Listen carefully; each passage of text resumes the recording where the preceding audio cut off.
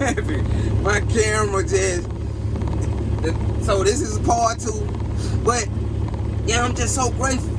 Just so grateful that he didn't give up on me, you know what I'm saying? And he didn't allow me to stay stuck in what it was that individuals may have wanted me to give up in and just fall to the waist of and lay in the filth of. I'm grateful. I'm grateful. I'm grateful that when I found myself weak, I may not have been able to pray the most beautiful prayer, but I knew how to call on him. I knew how to trust in him to pull me out of whatever it was that I was going through and show me who I could go and talk to and share something with, and allow the spirit to just meet my spirit with some type of word of encouragement or direct me to the right scripture. And so I just encourage you on a day that as you deal and you go through, whether you being targeted, because I've been targeted. And my target, yeah, true enough, my being targeted came from me being a treacherous person, a wretched person. I ain't never killed nobody or do nothing like that, but, you know, putting my hands on stuff I ain't had no business, you know. And the word tells us that he that has stole, that steals, let him steal no more, but work diligently with his hands to receive of his labor, and with that abundance be able to give back to the poor.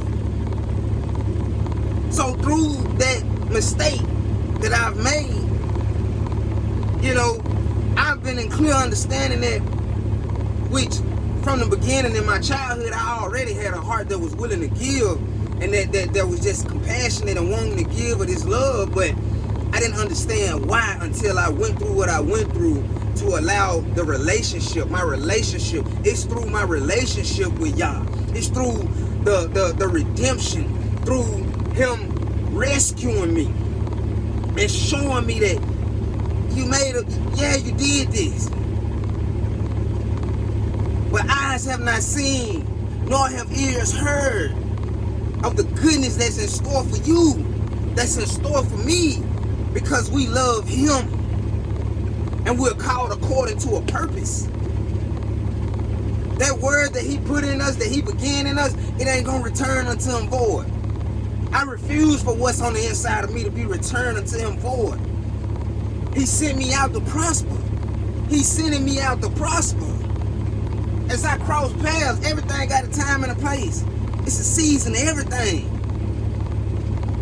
It's a season to everything. And I won't. But see, Colossians 3:23. And whatsoever ye do, do it heartily as to the Lord and not unto man. I ain't here to please man. I done went through that period in my life where I thought me acting this way, me doing this, me saying this was pleasing to man. I want to please Yah. I want to please Yeshua. That's who got the power to separate soul and spirit. To separate this soul from this flesh. See, man can hurt the flesh. You can hurt the ego. Yeah, you can do all that. But see, the one that can actually separate it, the one who created it, that's who I want to please. That's who I want to please in everything. Because see, it ain't the works that I do here. But see, it's the love that I do in them works. That he see, that he grateful with. The genuineness that really truly flows out of this. Because I'm in true connection with him. I'm in true connection with Yeshua. Any man that's in the hand of Jesus. He said, my hand in the Father. Can't nobody pluck you out of that. So be confident. Confident in what you're standing on. And whose you are. The love. I'm grateful. I'm thankful. Thankful. And on today, I'm just charging y'all to be encouraged, be motivated. That today, I can repent. I can cry out before him and sit before him. Lay all my problems at the feet of Yeshua. Lay everything that's burdening me at his feet and find that rest. Find that peace, that joy in the midst of whatever going on. And if everything is all well in my life, to him be the glory. To him be honor. To him be praise in the highest. Because he the one true living. He the King of kings, Lord of lords, author and finisher, redeemer, protector, healer, provider, banner. He and all the heavenly hosts.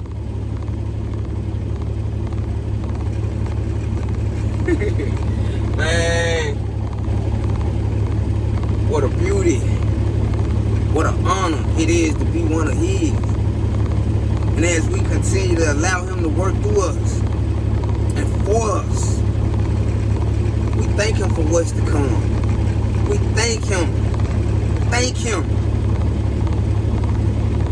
If you dealing with rejection, if you dealing and have dealt with, depression, manipulation, being deceived of certain things, thank him for allowing you to go through it, but thank him for healing you. Thank him. You lay before him and thank him for bringing you out of it, for building those fruits in you, for giving you the strength to go forward, for bringing those individuals in your life to help show you. Thank him for his word being a lamp to your feet and a light to your pathway. Because that's what it is. The more we get into it, it's going to light the way. It's going to light the way. It's going to light the way as you walk through these valleys, as you walk through the valley of darkness, the valley of death. He's going to light that pathway before you. Even when you don't know which way to go, trust him enough that I know you know, I may not know. But the fact that I trust you, Yah, the fact that I trust you, Yeshua, to lead me, to guide me. Yes. Greater is he that's on the inside of us than he that's in the world. Stand on it. Confidence. Boast in it. Just as Paul talked about those that we spread the gospel to and those that know the gospel. Yeah, it's going to be those that use it against you to help you, to try and keep you in your affliction and help you remember your affliction. Yeah, in first Philippians, in Philippians chapter 1, I don't want to quote it wrong. Philippians chapter 1, I think it's like the midway, somewhere in between the verses of like 15, 14 through 18. He talked about how even those that he was able to share the gospel with, and some that may have known it. You had some that preached it from a place, some that shared it from a place of trying to keep those with their afflictions like in remembrance of it. And we be grateful. We be grateful for that. Because at the same time, like I said, it's kingdom work. It's kingdom work. And he said they do it out of strife, not genuinely. But it's still that doesn't mean that it's not the gospel. But yeah, it may be coming from a place of, like I said, people use the word to try to rule over your life, to keep you in remembrance of, but you have to know who you are. Just like I had to wake up and come into knowing of the blood that was shed for me, the redemption that happened, the strength and the courage and the boldness that was given to me to be able to share, to be able to stand on what was done for me. Because just as it was done for me, the love that I'm able to speak in it with, that's the confidence, the abundance, and the grace and the mercy of the one that redeemed me. He can do it for you.